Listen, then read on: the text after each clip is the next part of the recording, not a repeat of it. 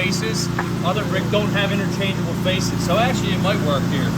Because look, you have interchangeable faces front and back. Like, it doesn't matter. Most brick don't. So in this situation, it looks like it will work. That was on the outside. Right now. So you still stay on bottom. So here with these brick, it doesn't. You don't have to do opposite angles because you can flip these brick because the face is the same on the front and back. Really. Now I guess that's the face. That'd be the back. So if, look, so if that were the case, like that wouldn't work. I'd have to go this way. Sorry, this way, and then this one would work here, depending on where the face is. Oh, somebody quote. Oh my gosh. Wow. What? What if you did like 4 brick instead of 3? You can make, so to answer Garrett's question, you can make that, you can really make it whatever you want. You can make it 4 brick, 3 brick. I know Garrett's got a situation where he had half brick over here, so it wouldn't work. This right here is for a full row lock, because then the next, pass me a brick there, please. Then like, if this were a full row lock, the next one would be a full brick like that, and it would work out. So that miter takes it to the next brick. So that's pretty much it. And then what I would do is I'd put these together. So this goes like this. This goes like this. This goes like this. That goes like that.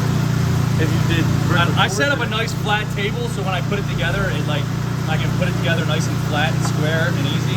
So when you put these together, it's the same concept. You want to put them together so they're square. These brick are nice because it doesn't matter front and back. But if you had a distinct top, front and back, like most of you do, you'd have to do 2 sets. We have to do 2 sets anyway, because this is one corner and this is the other corner. This would actually go like this. Alright? So what if like you needed to come up like cover more space? Say this is my treads. Go here. You can make these as big or as small as you want. If you look at like our little walls right out there, they're a little bit bigger. There's a couple extra brick. You can continue this on. This could be, this could like never end, really. You just draw the angle with more brick then? What? Like if you wanted to make it like because the tread is longer than this. So yeah. You needed to come out here, would you just like draw like use more brick when you draw an angle or something? Yeah. You would just use more brick. But this is just like the 3 brick just gives you a way to turn the corner. Because back here it wouldn't really matter because you would have a brick like this and then it would probably be like a half brick this way. Yeah, I'm thinking this is the corner of the tread. Well, this is the corner of the tread. Then this would basically go like this way. And then this right here would be a brick and a half going that way. So it could look a couple different ways. I know like Garrett's messing around, like his is completely different. His miter's gonna look different, but this is the most like basic generic miter. I've done this kind of like, not everywhere, but pretty much everywhere. Yeah, you do it like pretty much whenever you have forward cells, you're gonna have to do this miter corner. Does it happen all the time at the job site? It happens all the time on the job. That's funny. That's here, so I'm gonna grab my this bad boy. I like to have like, I mixed up a little batch. You're a Martin trout. Yeah, I got a little Martin trout. Martin trout's not the best to use, but I put these together. This has chunks in it. You don't need just butter that up. I'll butter this one up. You don't need a ton of mortar. And then what I do is I stick these together. Make sure I got the right faces. Just like that, I eyeball a nice joint. But then what you can do is, I would want to square this. So I square it off the face. You can see it's not square. So I want that to be squared up off the face. Right? So it looks a little funny, but you have to fake it. You would rather have that squared up nice. Pretty much, Connor. Right, I'll put that just like that. That'll stay together. Then I'll attach these ones. So I'll do this here. And then I gotta butter this. Right, set that here. I might even set this one. Let me double butter this. Just give it a little, you don't need it a lot. You just need to have good bond to the other one. Just so it sticks together. And then look, I just stick that together. The joint even looks a hair tight. Now this one, butter that up.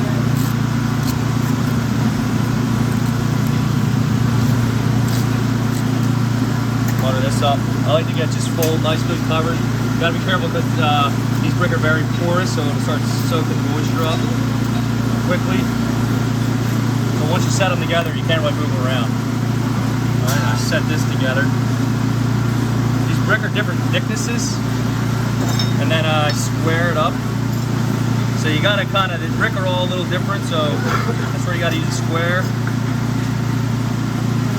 And look, I had to kind of pull this apart a little bit. That's where the slicker, you got the slicker. Don't you want room to strike them? So then what I'll do is, I'll use the slicker and I'll pack this down real tight so it stays. Pack that. So I made good bond both ways. So now that I can pack it tight, it's gonna bond to both sides. So the key is having it bonding to both sides. And I just use the slicker to really pack it in. So there's nice and full. Packing it in really tight. I'd want to get that just full. Try not to make a mess.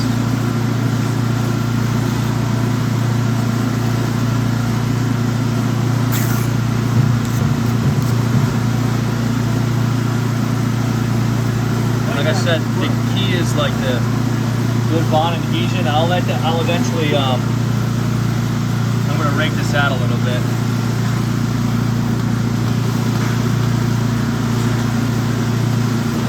The key is nice and square. The joints might not look perfect, but you can fake that with the. And these brick are really imperfect, so you got to get it close. So it's a little funny, little something going on there. But like I said, these brick are very imperfect. Looks like it's something. It's a little tight this way. So at this point, I had to take them apart just because these type of brick. Some other brick, you have a little more flexibility. I can move them around, but right now, like if I go to move these, the bond's broken and they're gonna fall apart. So. Same thing, you see these brick are like crazy. They got a huge belly and banana, so you're gonna have to like split differences and make it as close as you can. So I lay them down, then I butter them. Always double check, make sure you're buttering the correct side.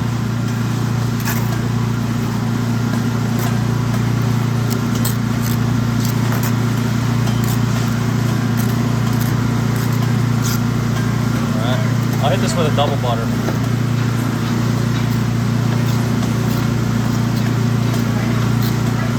All about the connectivity. And then the flat table makes it nice as I slide it right in, so I'm not sitting on any chunks or anything. I probably could have made this a little heavier. Buttered it a little bit more. You guys gonna be late? Yeah. If you have any issues, I'll get you a pass, alright? I don't want you to be late though. Alright, then we slide that in. That's better. We get that close. We're gonna look. I put the square on the face. Nice. That's really good. That's good. I'm gonna leave that. And I will eventually will push that down a little bit. I'm gonna butter this last one.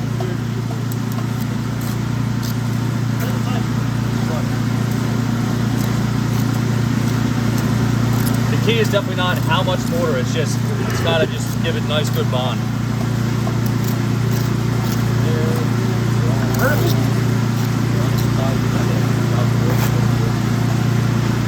Get that on, did you hear that? Did you get that on camera? What Connor just said? No one can hear Connor. I heard him. Right, and then I drop it down flat and I slide it in so we're not sitting on any of them crummies.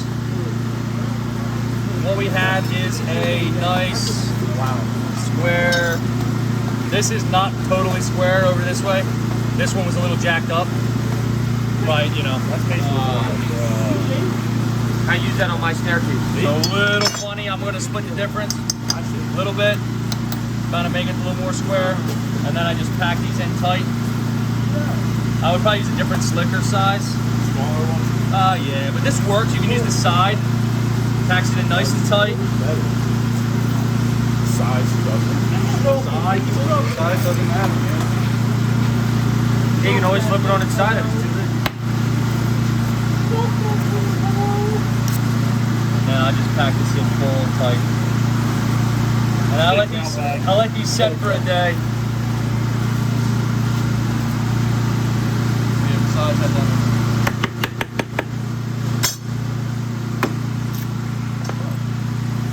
yeah, and I'd like that. I would break this back way better than this. Let me show you one little spot. It's got to be a little drier. Now, solid, like we talked about in theory, like a solid. How deep should this be? Back 3/4. Yeah, 3/4 of an inch. It should be a full 3/4 of an inch. If you don't, and you go to point it in, it'll flash set. Happened to me recently on a job.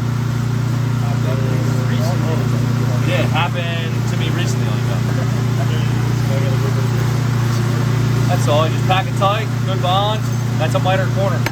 That's it. All right.